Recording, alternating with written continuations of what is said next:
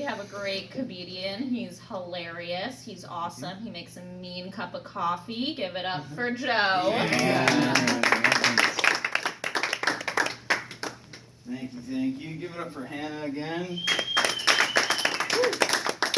Awesome. It's great to be back here in room 209. Give it up for yourselves while I take care of this stand. Yeah, it's got me. Son of a bitch. Oh, that's better. All right. I'm new to this stand-up thing. Well, new to this comedy thing. And when I first started talking about doing it, I got some great advice from my daughter, which I already messed up. She said, please, whatever you do, don't call it stand-up, Dad.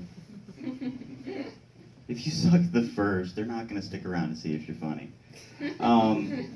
In that vein, coming here to Second City for the first time, I had to call ahead. I like to do that to make sure that the venue is wheelchair accessible. I call ahead and I say, I want to join the open mic stand-up. Is it wheelchair accessible? And she says, yes, it is. We have an elevator that'll get you to the 4th floor. And I said, okay, that's great. I need a little bit more direction. Is there any particular door I should go into? Sometimes this doesn't work if you try to go in the main door. She said, nope. You just walk right through the main door on North Avenue and the elevator's right in front of you. And I thought, if I could walk through the main door, I wouldn't be as But I appreciate the direction nonetheless. When people see me, they often have a lot of questions. They start out with the question of, well, Joe, it's nice to meet you, but why are you in the wheelchair? And I said, well, if I wasn't, my clothes would get dirty if I'm dragging myself along the ground, right? So then that makes them think a second. They have to rephrase the question. What are they really getting at? So they say, well, how did you get in the wheelchair? I said, well, this morning I pulled it super close to the bed. I put my butt into the wheelchair, and there I am. Okay, so they take a step back, think it again. I got it. So what happened to you? You're going to be more specific than that, because I'm 42 years old. I got a lot of life that's happened to me. Where do we want to go with that? I have a C6-7 incomplete spinal cord injury, which does make life a little bit interesting. I started online dating. How many of you are of online dating? Clap it up for online dating. Yes. They say a picture tells 1,000 words. I didn't want to be the kind of ass that hides my life from potential mates. I want to be honest right off the bat. So I included full body pictures. Pictures of me in my chair, pictures of me being active, pictures of me water skiing, adaptive snow skiing. Look, I can get out in the world and I can do some shit. I didn't understand what message, what story pictures of me in the chair were really telling. What's the first thing that, somebody throw out the first thing you think of when you see someone in a wheelchair? Anything? Anybody? You see me? What? Drive. Can I drive? Yes, I can drive. That's because you're not thinking about dating me. When women,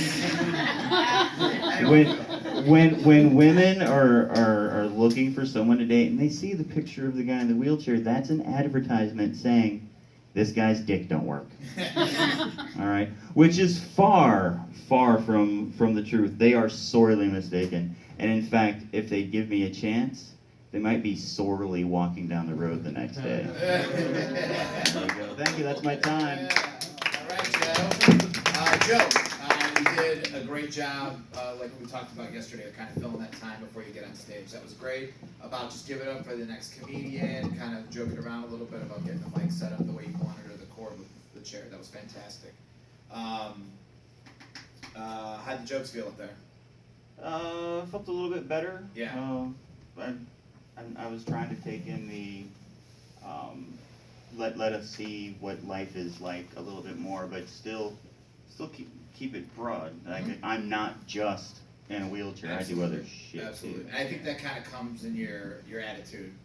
You know what I mean? It's not like this is all you are. This just happens to be a thing with you. Great stuff with calling ahead and the elevator and walking. Did I use my window to the world joke? I think I skipped that No. one. You skipped that one. Did Channel 11 is WTTW. They're the window to the world, and I figured I would be your window to the world on wheels. There you That's go. probably a good setup I should put in the Yeah. middle or at the beginning. And that was great. How do you say that? An incomplete spinal. Incomplete spinal cord injury. Yeah. So Okay. I can still feel down to my toes, and I could go into that for another 45 minutes. Yeah. There's plenty of little trickle jokes in there. I used to do a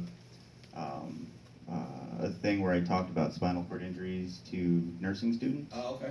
and like fill in with a few little jokes there, but it's more dry and information, Okay. I guess. All right.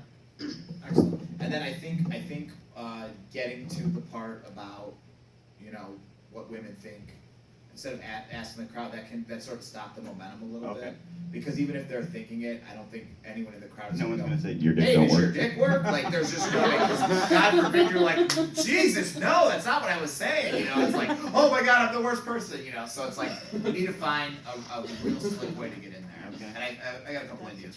Cool. So we'll talk. All right, one more time for Joe, everybody. Well, thanks for your attention. We are winding down. We've got 2 more performers coming up to the stage, and next we have Matt. Give it up for Matt.